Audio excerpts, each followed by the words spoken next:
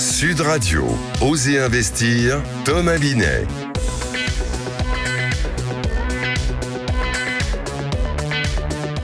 Bonjour Thomas. Bonjour Jean-Marie. Que faire de votre argent? Où le placer? Comment le placer? On va en parler aujourd'hui au programme. Le conseil de la semaine, est-ce qu'on peut cumuler les aides à la rénovation énergétique? Ensuite, on va recevoir comme invité Jérôme Russac, président de LEA Finance, cabinet de gestion de patrimoine, afin de savoir ce qu'il faut faire avant la fin de l'année. On s'en rapproche pour réduire ses impôts. Et ensuite, le coin de l'expert avec Guy Marty, notre expert en gestion de patrimoine et fondateur de pierrepapier.fr.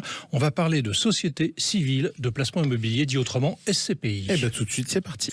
Au cœur des quartiers pour mieux vous conseiller, le réseau Century 21 et ses 960 agences immobilières vous présentent Sud Radio, Osez investir, le conseil de la semaine.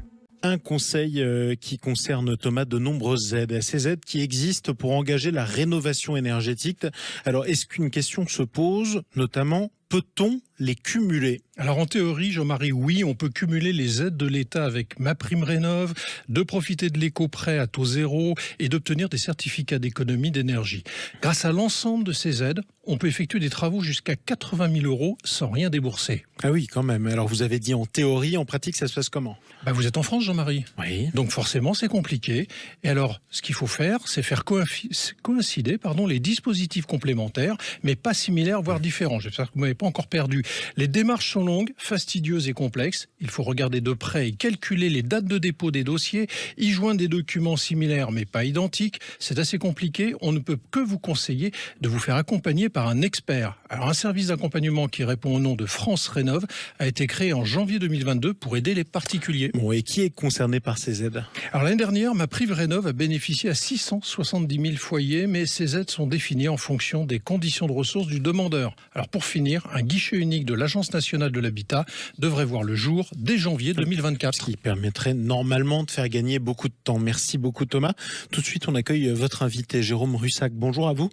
Bonjour. Président de LEA Finance, cabinet de gestion de patrimoine. Vous êtes l'invité de Thomas Binet. Jérôme Russac, on va se poser la question avec vous de comment réussir à bien finaliser donc cette défiscalisation avant la fin de l'année pour en bénéficier en 2024. Alors avant toute chose, il n'est pas trop tard pour engager une bonne défiscalisation alors qu'on est en septembre? Alors, il n'est jamais trop tard. On va dire que jusqu'au 31 décembre, on peut toujours s'organiser pour une défisc. Et comme là, on est en septembre, le timing est idéal. Le timing est idéal. Alors, comment jugez-vous le contexte actuel? Est-ce favorable aux investisseurs? Alors, quand on parle d'impôts, parce que c'est votre question, il y a toujours quelque chose à faire. Moi, je crois qu'il faut déjà faire comprendre à vos auditeurs qu'il y a 4 grandes catégories de réduction d'impôts. Des placements financiers, des placements immobiliers, on va dire des placements qui concernent le foyer et des investissements dans les entreprises. Donc, pour répondre à votre interrogation, parmi tous ces investissements, quel que soit le contexte, on trouvera une solution. Alors, on va revenir sur certains dans un instant. Mais alors, comment on fait la différence entre défiscalisation et placement? Parce qu'on entend souvent l'un utilisé à la place de l'autre. Il y a une différence ou pas? Alors, dans les placements, il peut y avoir une composante défiscalisation. C'est un des leviers du placement et c'est d'ailleurs comme ça qu'il faut le voir, puisque souvent, et c'est un grand jeu en France, on est un peu berné par l'idée de baisser son impôt et on peut faire un mauvais investissement. Toutes les défiscalisations, clairement, ne se valent pas et on peut être même déçu de voir que certaines ne sont pas rentables. Alors, comme on a dit, on est en septembre. Vous nous avez dit qu'on a jusqu'à la fin du mois de décembre pour défiscaliser et placer, d'ailleurs, au passage. Quels sont les types de défiscalisation qui seraient intéressantes aujourd'hui pour donner à nos auditeurs? Alors, je vais essayer de vous faire une liste. J'imagine que certains de vos auditeurs vont nous revoir en podcast. Et je vais essayer de faire une liste qui n'est bien sûr pas exhaustive, mais de choses à faire avant le 31 décembre. Exactement. Alors, déjà, il faut ouvrir un contrat d'assurance vie et un PEA. Je vous dirais un plan d'épargne en action. Et je vous dirai par la suite pourquoi c'est important de le faire. Pour ceux qui ne l'ont pas fait, je les inciterai à ouvrir et à alimenter un PER. Ça, c'est très important. Un plan d'épargne retraite. Un plan d'épargne retraite. Pardonnez-moi pour les abréviations. Je suis là pour ça. Je n'en dirai plus. Et donc, pour ceux qui le peuvent, aller sur son plan d'épargne entreprise, communément appelé le PE, parce que là aussi, on va économiser, on va sortir ses revenus de l'impôt. Et aller aussi sur deux catégories qui concernent plus la famille, des dons, parce que les dons restent un sujet important et on est dans une quête de sens aujourd'hui pour les donc les dons aux associations. Les dons aux associations, caritatives. il faut bien choisir, il faut bien cibler. Il y a des sujets avec le Maroc aujourd'hui, il y a des sujets en permanence avec la faim, avec le logement et autres. Et vous avez raison de le dire parce qu'on a observé quand même que les dons justement ça baissait beaucoup, donc c'est aussi une manière d'aider en défiscalisant. Exactement, quand on paye de l'impôt, c'est un sujet. Et puis le dernier sujet qui est toujours dans le plan familial, s'organiser peut-être pour avoir quelqu'un qui fait le ménage chez soi, donner des cours de maths ou de physique à ses enfants, ça améliorera le sujet et on économisera un petit peu d'impôts. Donc voilà déjà les quelques catégories qu'il faut avoir à l'esprit quand on veut organiser sa réduction d'impôts d'ici la fin de l'année. Alors est-ce qu'on peut le faire seul ou il faut vraiment se faire accompagner ? En fait, il faut prendre un peu de recul, se dire que dans sa vie active de 25 à 90 ans, alors 90 ans c'est statistique, hein, on nous souhaite 100 voire 120 ans, on va payer de l'impôt. Et en France, on va payer de l'impôt sur tous les types de sujets, que ça soit bien sûr sur ses revenus, mais sur ses placements financiers, ses placements immobiliers ou d'autres sujets. Donc en fait, il ne faut pas le voir comme une réduction annuelle comme on pourrait s'interroger, mais essayer de l'intégrer dans une stratégie. Et du coup, les mieux placés pour parler stratégie de placement et de réduction d'impôts, ce sont nécessairement les conseillers en gestion de patrimoine que je représente aujourd'hui et qui pourront faire l'adéquation entre vos besoins et ce qu'il existe. Alors juste une ultime question, est-ce que parmi tous les produits que vous nous avez proposés, il y en a vraiment un qu'il faut avoir, si on ne peut pas tout faire? Alors, tous sont intéressants.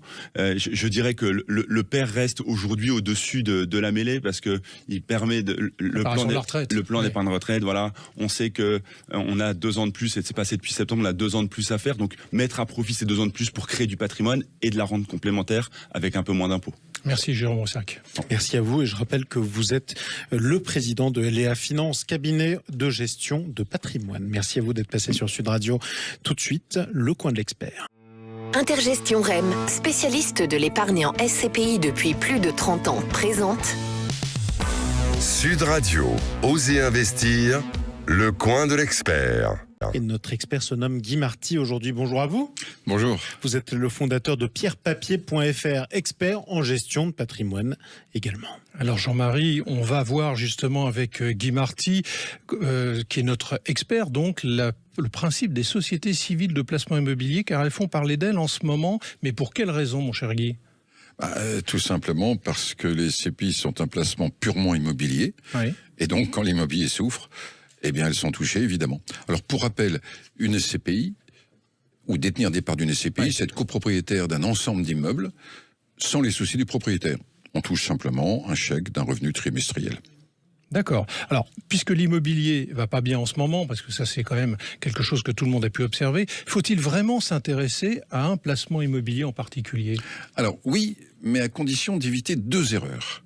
La première, c'est d'imaginer que la ligne droite existe dans le monde réel. L'immobilier connaît des hauts et des bas normales. Mais il traverse le temps, en fin de compte. Donc, quand tout le monde s'inquiète à son sujet, voilà sans doute un assez bon moment pour investir. Vous avez dit qu'il y avait une deuxième erreur qu'il faut éviter, c'est laquelle ? Eh oui, la deuxième erreur, c'est de penser que les SCPI sont réservés aux gens qui ont des revenus élevés ou qui ont déjà accumulé de l'épargne. En fait, les SCPI ont pour caractéristique principale de rendre le placement immobilier accessible à toutes les bourses. On a tendance à l'oublier. Le système d'épargne casse la barrière à l'entrée, cette fameuse barrière qui empêche de nombreuses personnes d'accéder à l'investissement immobilier. Cela fait des SCPI un placement pour les jeunes, mais aussi pour tous ceux ou toutes celles qui n'ont pas encore réussi à épargner assez pour l'avenir. Alors du coup, en pratique, très concrètement, ça se passe comment ? Eh bien, on peut faire un placement immobilier avec aussi peu que 100 € par mois. Certaines SCPI ouvrent même à partir de 25 € par mois. Or, une épargne mensuelle régulière est extraordinairement efficace. On installe un virement au début de mois et on oublie. Avec le temps, cette méthode indolore permet d'accumuler, ce qu'on ne ferait pas s'il fallait attendre qu'à la fin du mois, il reste de l'argent. Car vous l'avez peut-être remarqué, à la fin du mois, il n'en reste jamais. Donc c'est une règle pratique et très importante en fait. L'épargne se fait au début du mois, pas à la fin. Merci Guy. Un conseil très pratique en tout cas. Très pratique. Merci à vous Thomas Binet. On vous retrouve dimanche prochain, je le rappelle, bientôt sur Sud Radio. Sud Radio, Osez investir, Thomas Binet.